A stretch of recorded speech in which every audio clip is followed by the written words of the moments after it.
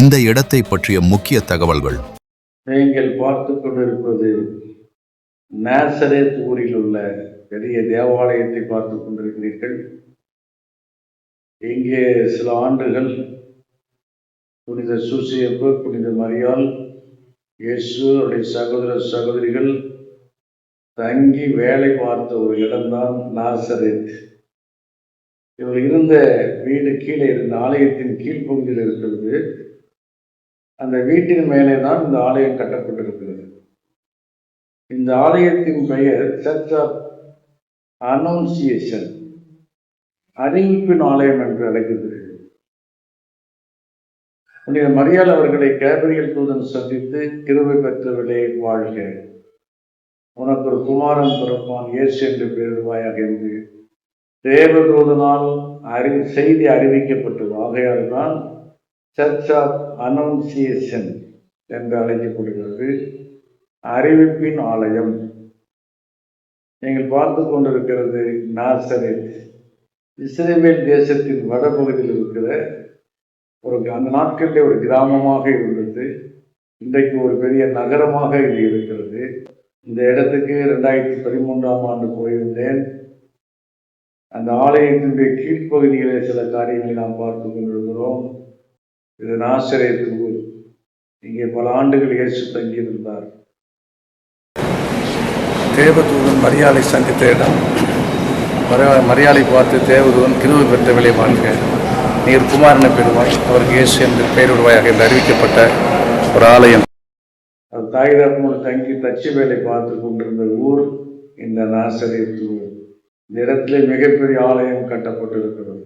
Search of அனௌன்சியேஷன், அறிவிப்பின் ஆலயம் என்று சொல்லப்படுகிறது. அடியான் கூட அங்கே நின்று கொண்டிருக்கிறேன். பார்க்கிற இடம்தான் இயேசு தங்கியிருந்த இடம். பூமியிலிருந்து கீழே கிணறு மாதிரி வெட்டப்பட்டிருக்கிறது.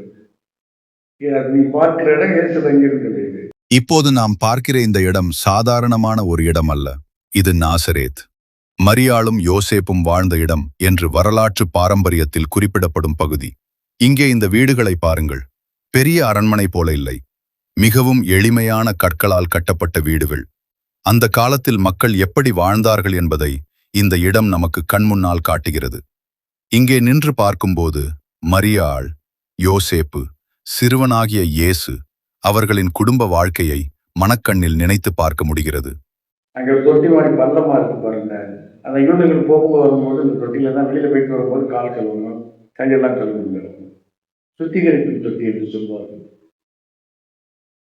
வெளியில போயிட்டு வரும்போது யூதர்கள் கை கால்களை கழுவி சுத்தம் பண்ணக்கூடிய ஒரு தொட்டி, தண்ணீர் தொட்டி தான் அது. இதுதான் இயேசு வீடு. வேதாகமம் சொல்கிறது, இயேசு ஞானத்திலும் வளர்ச்சியிலும் தேவனுக்கும் மனுஷருக்கும் பிரியத்திலும் அதிகமாய் விருத்தி அடைந்தார். லூக்கா 2:52. ஒரு பெரிய அரண்மனையில் அல்ல, ஒரு எளிய குடும்பச் சூழலில் இயேசு வளர்ந்தார். இந்த இடத்தை நாம் வீடியோவில் பார்க்கும்போது அந்த காலத்து நாசரேத்தின் வாழ்க்கை நம் கண்களுக்கு முன்னால் வருவது போல இருக்கிறது. வீடு சிறியதாக இருக்கலாம், வசதிகள் குறைவாக இருக்கலாம். ஆனால் அந்த வீட்டில் தேவ பயம் இருந்தால் அந்த வீடு ஆசீர்வாதமான வீடாக மாறும். அன்பானவர்களே, இன்று நம்முடைய வீடுகளையும் அப்படித்தான் ஆண்டவருடைய கரங்களில் ஒப்புக் கொடுப்போம். சூசையப்பு, புனித மரியாள் இந்த வீட்டில் இந்த குகைக்குள்ள தான் வசித்திருக்கிறார்கள். ஒரு நாசரேத்திலிருந்து நான் பேசுகிறேன். அடியான் கூட நின்று கொண்டிருக்கிறேன் பாருங்கள். கர்த்தர் வீட்டை கட்டாராகில் அதை கட்டுகிறவர்களின் பிரயாசம் விருதா. சங்கீதம் 127:1. இந்த இடத்தை பார்க்கும்போது ஒரு விஷயம் நமக்கு தெளிவாகிறது. இயேசு வளர்ந்த இடத்தின் மகிமை அந்த வீட்டின் அளவில் இல்லை, அந்த வீட்டில் வாழ்ந்த இயேசுவில் தான் இருக்கிறது. இது ஆலயத்தினுடைய கீழ்ப்பகுதி. ஆலயத்தினுடைய கீழ்ப்பகுதியில் நின்று கொண்டிருக்கிறேன். இது வெளித்தோற்றம். மிகப்பெரிய ஆலயம் இது, பெரிய கதீட்ரல். இந்த நாசரேத் நகரத்திலே இப்போ இருக்கிறது. இந்த இடத்துக்கு, இந்த ஆலயத்தை சுற்றி இருக்கிற இடங்களுக்கு கீழே தான் இந்த வீடு இருந்திருக்கிறது, இயேசுவின் வீடு. அங்கே ஒரு கிணறு மாதிரி இருக்கிறது. அதில் வருகிற மக்கள் காணிக்கையெல்லாம் அதில் கொடுக்கிறார்கள். இந்த காலத்தில் ஒரு நீரூற்றாக இருந்திருக்கக்கூடும், ஒரு தண்ணீர் கிணறாக இது இருந்திருக்கக்கூடும் வீட்டு பக்கத்தில். என்று நிதானிக்கப்படுகிறது. அந்த கிணற்றை இப்ப பாதுகாத்து வைத்திருக்கிற அதில் வருகிற மக்கள் காணிக்கை காட்சிகளை போடுகிறார்கள்.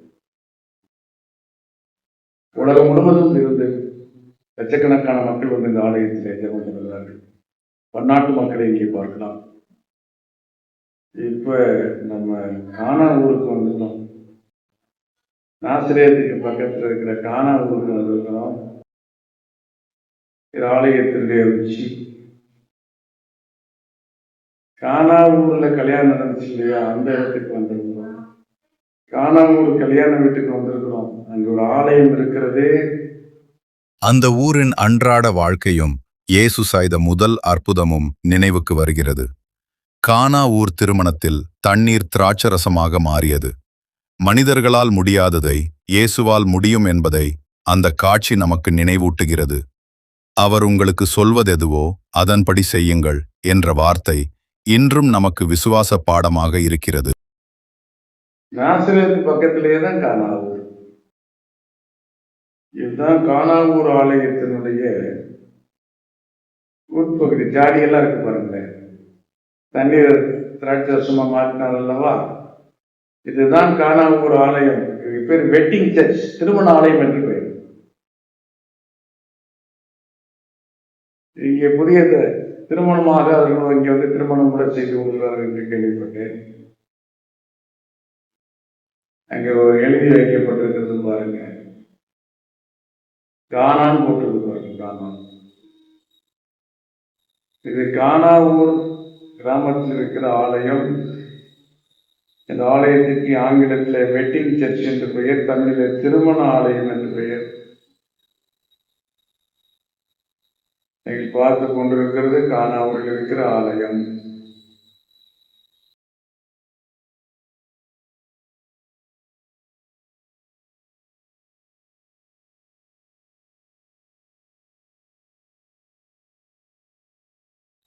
அங்கே பல காடிகள், கச்சாடிகள் வைக்கப்பட்டிருக்கிறது நீங்கள் பார்க்கிறீர்கள். இயேசு அந்நாட்களிலே 2 குடந்தல்ல கச்சாடிகளை தண்ணீரால் நிரப்புங்க என்று சொன்னார்களா. அங்கே இருக்கிற கச்சாடிகளை பாருங்கள். இது பூரா கச்சாடிகள். 2000 வருஷத்துக்கு முன்னாடி உள்ள கச்சாடி பாருங்க. நல்ல கச்சாடி, கல்லால் செய்யப்பட்ட கச்சாடி. இப்படிப்பட்ட ஜாடிகள்ல தான் தண்ணீரை நிரப்பி சொல்லி தண்ணீரை பிரதேசமா இயேசு மாற்றிவிடுகிறேன். கானாவூர் ஆலயம். இது வந்து கானாவூர் கல்யாணம் வந்த வீடு. ஆலயத்துடைய கீழ்ப்பகுதியிலே இது இருக்கிறது. அங்கே நான் கூட நின்று இதுதான் கலிலியாவில் உள்ள கானாவூர். அந்த இடத்துலதான் இயேசு கிறிஸ்து தண்ணீரை திராட்சரசமாக மாற்றினார். அந்த ஆலயத்துடைய கீழ்ப்பகுதியில தான் இந்த கல்யாணம் நடந்த வீடு இருந்திருக்கிறது. அந்த வீடு அப்படியே பாதுகாக்கப்படுகிறது. தரையிலிருந்து கீழே தான் வீடு இருந்திருக்கிறது. அங்கே கூட 3 பாட்டில் வச்சிருக்கிறாங்க, கச்சாடிகள்.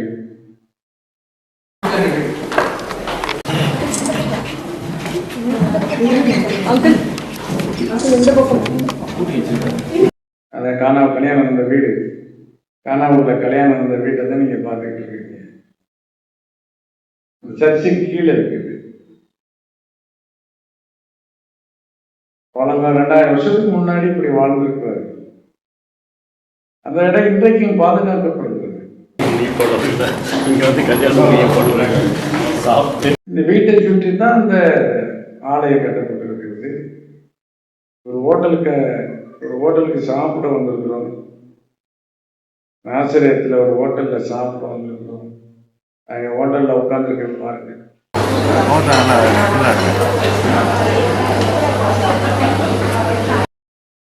நீங்க பார்க்கிற நீர்வீழ்ச்சி தான் நீர்வீழ்ச்சி. தான் கோத்திரத்து மக்கள் வாழ்ந்த பகுதி. அதனாலதான் இதை தான் நீர்வீழ்ச்சி என்று சொல்கிறோம். தான் நீர்வீழ்ச்சி, எருமோன் நீர்வீழ்ச்சி, லெபனான் நீர்வீழ்ச்சி. இது 3ம் ஒன்று சேருகிற இடம்தான் யோர்தான் நதி உற்பத்தியாகிற இடம். நான் இப்போது இந்த நீர்வீழ்ச்சியின் அருகே நின்று பார்த்து கொண்டிருக்கிறேன். இங்கு பாறைகளுக்கு நடுவே பல சிறிய நீரோடைகள் பாய்ந்து வருகின்றன.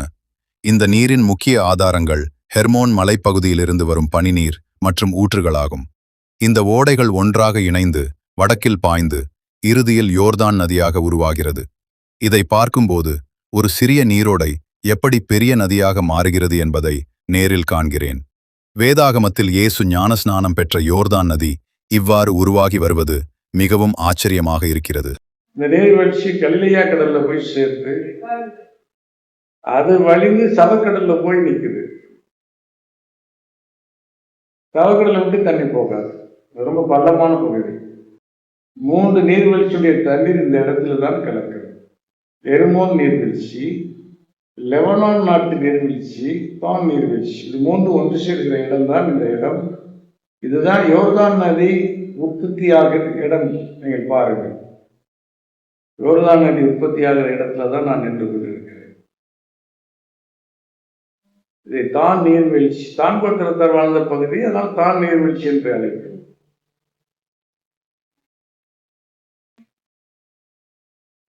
யோர்தான் நதி உண்டாகி புறப்பட்டு வருது பாருங்க, கரை புரண்டு ஓடிக்கிட்டு இருக்கு.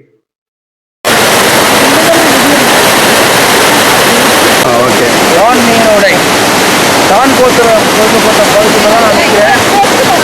இதுதான் தான் நீரோடை, தான் கோத்திரத்து நீரோடை. இங்கே எல்லாம் யோர்தானுக்கு தண்ணீர் போய் கொண்டிருக்கிறது. இங்கிருந்தான் யோர்தான் நதி உற்பத்தி ஆகிறது. தான் நீரோடை பாருங்க, தான் நீரோடை. கர்த்தர் ஆசீர்வதிக்கட்டும். தான் நீர்வீழ்ச்சி அந்த பகுதிகளில் தான் அடியார் நின்று கொண்டிருக்கிறேன். இந்த யோர்தான் நதி உற்பத்தியாகி கலிலேயா கடல்ல தான் கலக்குது. நீர்வீழ்ச்சி பக்கத்துல சின்ன ஒரு குளம் இருக்கிறது. இது எர்மோன் மலையின் அடிவாரம். இது எர்மோன் மலையின் அடிவாரத்துல தான் இந்த பகுதியெல்லாம் இருக்கிறது. பல காலங்களில் கிராமங்கள் இந்த பகுதியில் இருந்திருக்கிறது, இப்பொழுது இல்லை. அந்த காலத்துல மதிச்சுவரெல்லாம் எப்படி கல்லால கட்டி வைத்திருக்கிறார்கள் பாருங்க.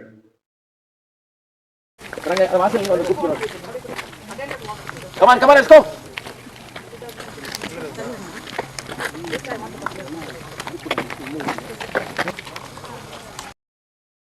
நீங்க பார்க்கிறது அத்திமரம். அத்திப்பழத்தெல்லாம் பாருங்க.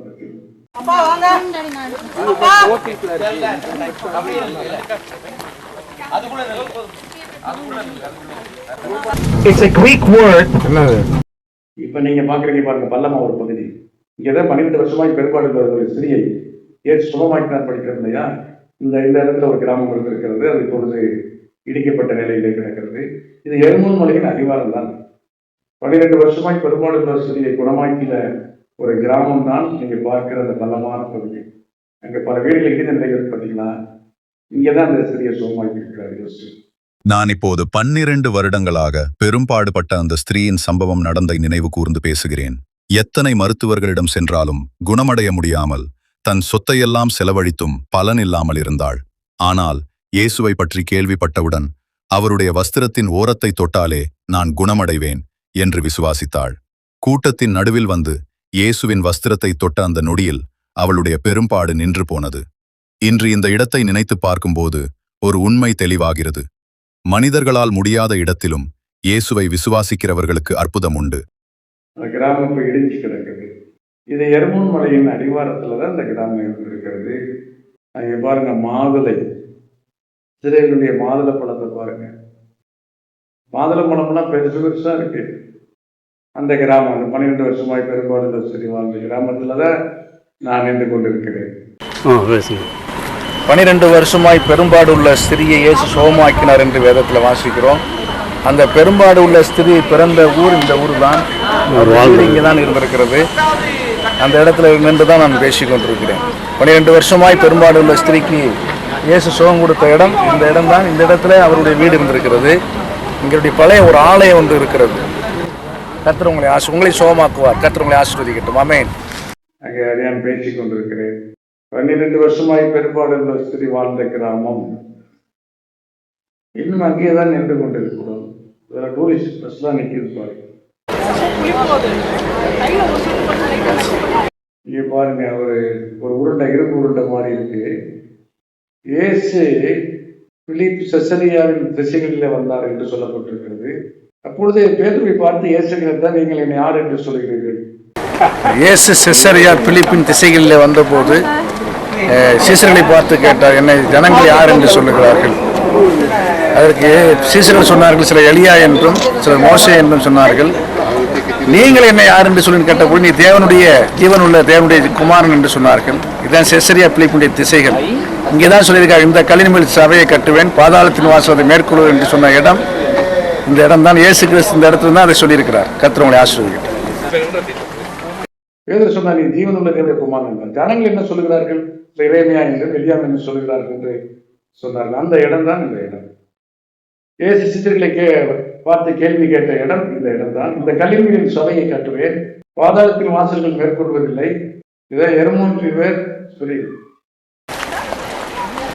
அங்க ஒரு நீர்வீழ்ச்சி, இது எருமோன் ரிவர். இதை வந்துதான் எருமோன் மலை. நீங்கள் பார்த்து கொண்டிருக்கிறது எருமோன் மலை. தாவிது எருமோன் மலையில இருந்தெல்லாம் ஆடு மேய்ச்சி பாடினார் கேட்கறோம்ல.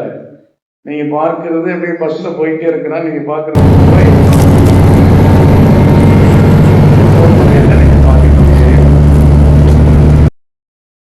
பாருங்க. எருமோன் மலையெல்லாம் பாருங்க. அங்க உள்ள மலைகள் செடிகள் எல்லாம் பாருங்க. இப்படி பஸ்ல போயிட்டு அப்படியே வீடியோ எடுத்து போய்கிட்டு இருக்கோம்.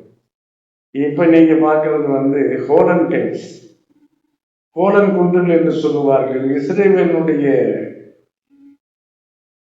வட எல்லையில் இருக்கிறது. பக்கத்தில் சிரியா நாடு இருக்கிறது. சிரியா நாட்டு எல்லையும் இஸ்ரேல் எல்லையும் சேர்க்கிற இடம். நீங்க பார்க்கிற அந்த இரும்புல பல மிருகங்களை போல செய்து வைத்த பாருங்க, கைகாட்டு இருக்கு. எந்தெந்த ஊர் எந்தெந்த பக்கம் இருக்கு, எத்தனை கிலோமீட்டர் இருக்குன்னு கைகாட்டு இருப்பாருங்க அந்த மலை உச்சியில. இதுக்கு பேரு ஹோலன் கைட்ஸ் என்று சொல்லுவார்கள். ஹோலன் கைட்ஸ்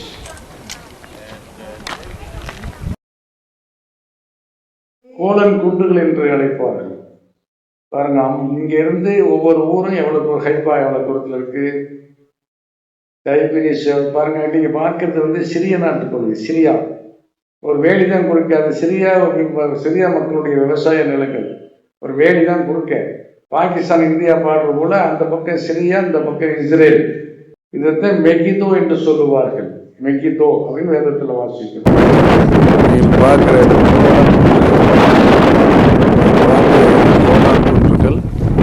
இஸ்ரேல் சிரியாவுடைய எல்லை பகுதியாக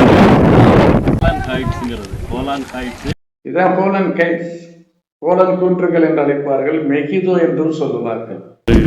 இதான் கோலான் குன்று. நீங்க பார்க்கறது கோலான் மலையாள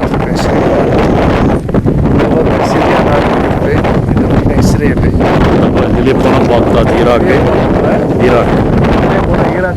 ஈராக் ஜோர்டான். இந்த இடத்த வந்து சிரியா கண்ட்ரோல் இருக்கு. இது இஸ்ரேல் யுத்தம் பண்ணி பிடித்திருக்கிறார்கள் 1967. 1960 தான் கோலான் குன்றுகள். சிரியா இஸ்ரேலுடைய எல்லை பகுதியாக இருக்கிறது. ரோடு தோண்டிட்டு இருக்கும் போது 100 இயர்ஸ்க்கு முன்னால ரோடு போட்டிருக்கும் போது தோண்ட பிறகு கீழே சாப்பல் அந்த மொசைக் இது ஃப்ளோர்லாம் இருந்தது. Then they found it was a 4th century Byzantine church. Okay, வாங்க. I don't want to throw this away. This is like a small. இந்த பகுதியில் தான் சாலமுடைய குதிரலாயம் இருக்கிறது. இது இஸ்ரேலுடைய நார்த் எல்லை. இஸ்ரேல் அந்த பக்கத்துல லெபனான், அந்த பக்கத்துல சிரியா, இந்த பக்கம் இஸ்ரேல். அது பார்டர். சிறிய இராணுவங்கள் தோற்று போய் தங்களுடைய ஆயுதங்களை போட்டு விட்டு ஓடினார்கள். அந்த ஆயுதங்களை எடுத்து பலவிதமான ரூபங்களை செய்து அங்கே வைத்திருக்கிறார்கள் கண்காட்சிக்காக. 1964ஆம் ஆண்டு சிரியா பிடித்து வைத்திருந்த பகுதியில் இஸ்ரேலில் மீட்டுக் கொண்டார்கள். நீங்க இப்ப பார்க்கிறது யூத தேவாலயம், ஜெபாலயம் இருந்த இடம். யூத ஜெபாலயம் இருந்த இடம். கிணரேசத்து நாட்டுக்கு போனார்ல இயேசு.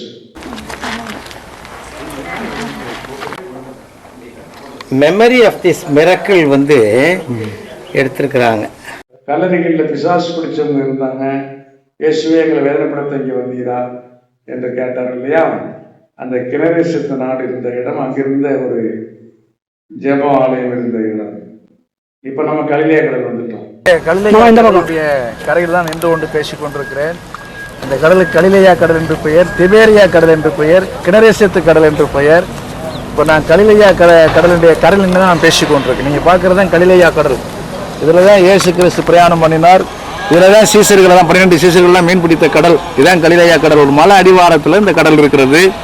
இது 80 கிலோமீட்டர் நீளம், 20 கிலோமீட்டர் அகலம் என்று சொல்லுகிறார்கள். இதுதான் கலிலேயா கடல். பாருங்க, இதுதான் கலிலேயா கடல். ஆனா இது கடல் இல்ல, ஏரி. பக்கத்துல இருக்கிற கெனரேசத்து நாடு, அங்கிருந்த ஒரு யூத ஜபாலயம். இது கதநேருடைய நாடு, கதநேருடைய நாடு. இந்த இடத்துக்கு இயேசு கிறிஸ்து வந்திருக்கிறாரு. இங்கே ஒரு மலை இருக்குது, அங்கே இருந்து தான் இப்போ அங்கே பிரேத கடல் இருக்குது. அதான் இயேசுவை பார்த்த உடனே தேவகுமார்னு என்னை வேதனைப்படுத்த இங்கே வந்தேன்னு சொல்லி அலறின இடம். இது கதநேருடைய நாடு. இந்த இடத்துல தான் அந்த பிசாசை துரத்தும் பொழுது அந்த கடலில் போய் விழுந்தது எல்லா பிசாசுகள். We call it Thomas Ecclesia. We believe it is the house of Peter. Now, where is Peter from? He's not from Capernaum. இது கப்பர்நகும். நீங்கள் பார்த்து கொண்டிருக்கிற ஊர் கப்பர்நகும். அந்த பட்டணம் இடிந்த நிலையில் இருக்கிறது. இஸ்ரவேல் தேசத்தில் கப்பர்நகூம் என்ற இந்த இடத்தை நான் பார்த்து கொண்டிருக்கிறேன். இது இயேசு கிறிஸ்துவின் ஊழியத்தோடு மிகவும் நெருக்கமாக தொடர்புடைய இடம். கலிலேயா கடலின் கரையில் அமைந்திருந்த இந்த நகரத்தில்தான் இயேசு பல அற்புதங்களையும் சுகமாக்குதல்களையும் செய்தார்.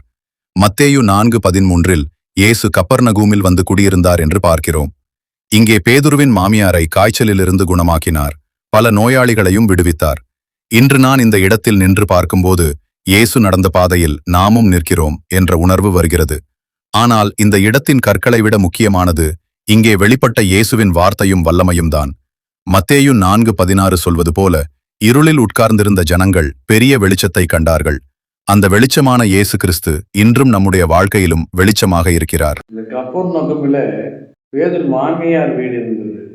அந்த வீடு பாருங்க, கீழே இருக்கிற அந்த பள்ளம் தான், அந்த கீழே இருக்கிற பள்ளம் பாருங்க, அதுதான் பேதுரு மாமியார் வீடு. அந்த வீடு அப்படியே இருக்குது. அதுக்கு மேலதான் ஆலயத்தை கட்டியிருக்கிறாங்க. அதுக்கு பேரு பீட்டர் பிரைமேக்ஸ் என்று அழைப்பார்கள். வட்டமான பள்ளம் தான் பேதுரு மாமியாருடைய வீடு. இங்க பேதுரு தங்கியிருந்தார், இங்க இயேசு தங்கியிருந்தார். இது கப்பர்நகூம் பட்டணம். இது இன்றைக்கு இந்த ஒரு ஆலயம், இந்த வீட்டு மேல ஒரு ஆலயம் இருக்கிறத விட வேற எந்த ஒரு வீடு இங்க இல்லை. எல்லாமே இடிந்த நிலையில் இருக்கிறது. ஏனென்றால் கப்பர்நகூமை இயேசு சபித்தார், நீ பாதாள பரியந்தம் தள்ளுண்டு போவாய் என்று சொன்னார். இப்பொழுது நான் கப்பர்நகூம் பட்டணத்திலிருந்து பேசுகிறேன். கலிலேயா கடலினுடைய கரையில் தான் கப்பர்நகூம் பட்டணம் இருந்திருக்கிறது. இந்த பட்டணத்தில் இயேசு கிறிஸ்து வல்லமையாய் பிரசங்கம் செய்திருக்கிறார். எவ்வளோ பிரசங்கம் செய்தும் மனம் திரும்பாத ஒரு பட்டணமாக இருந்தபடினாலே இந்த பட்டணத்தை ஆண்டவர் சபித்திருக்கிறார். கப்பர்நகூமே, நீ பாதாள பரியந்தம் தள்ளுண்டு போவா என்று சொன்னார். இன்றைக்கு இந்த பட்டணத்தில் இருக்க வீடுகளெல்லாம் இடிக்கப்பட்டு தரைமட்டமாக கிடக்கிறது. இங்கே பார்க்குற வீடு தான் பேதுருடைய மாமி வீடு. இது கலிலேயா கிடக்கிற அருகில் தான் இருக்கிறது.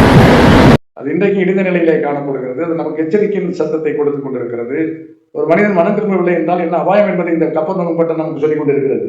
இது ஆலயத்தினுடைய மேல் பகுதி. அந்த பேதுரு மாமியாருடைய வீட்டுடைய மேல் பகுதியில் இந்த ஆலயம் இருக்கிறது. மேலே இருந்து கூட கீழே பார்க்கலாம், அந்த பள்ளமான இடத்தை பார்க்கலாம். நான் மேலே இப்போ ஆலயத்துக்கு மேலே தான் நின்று கொண்டிருக்கிறேன். அங்கே பேசி கொண்டிருக்கிறத நீங்கள் பார்க்கிறீர்கள். இந்த ஆலயத்தில் இருந்து கூட அந்த கீழே இருக்கிற பேதுரு மாமியார் வீட்டை பார்க்கலாம். இது கலிலேயா கடல் ஓரமாக இருக்கிற ஒரு ஊர் தான். வீட்டை கீழே வச்சு மேலே ஆலயத்தை கட்டியிருக்காங்க. இதுதான் ஆலயத்தினுடைய வெளி தோற்றம். அங்கே பார்க்குறது கலிலேயா கடல். கலிலேயா கடலுக்கு ஓரமாக தான் இந்த கப்பர்நகூம் இருந்திருக்கிறது. பாருங்க, இது ஒரு ஆலயம். இதுதான் அந்த ஆலயம். ஒரு ரவுண்டா கட்டியிருக்காங்க. கீழே அப்படியே அந்த பள்ளமான வீடு. இங்கே காணப்படும் பேதுருவின் சிலை, அவர் ஒரு சாதாரண மீனவராக இருந்து பின்னர் இயேசுவின் அப்போஸ்தலராக மாறிய வாழ்க்கையை நமக்கு நினைவுபடுத்துகிறது. அது பேதுரு சிலை. அவர் பெருசா இதுல பிறந்திருந்தாலும் இங்கதான் மாமியார் வீட்டுல அதிகமா தங்கியிருக்காரு. பேதுரு கப்பர்நகூம்ல அதிகமா தங்கியிருக்காரு. மீனவராக இருந்த பேதுரு இயேசுவின் அழைப்பை கேட்டு அவரை பின்பற்றினார். மறுதலித்த பேதுருவையே மீண்டும் எழுப்பி, என் ஆடுகளை மேய்ப்பாயாக என்று பொறுப்பை கொடுத்தார். மனிதனுடைய கடந்த காலத்தை விட தேவன் அவனுக்கு கொடுக்கும் அழைப்பும் எதிர்காலமும் பெரியது. இன்று நாம் பேதுருவின் சிலையை பார்க்கிறோம்.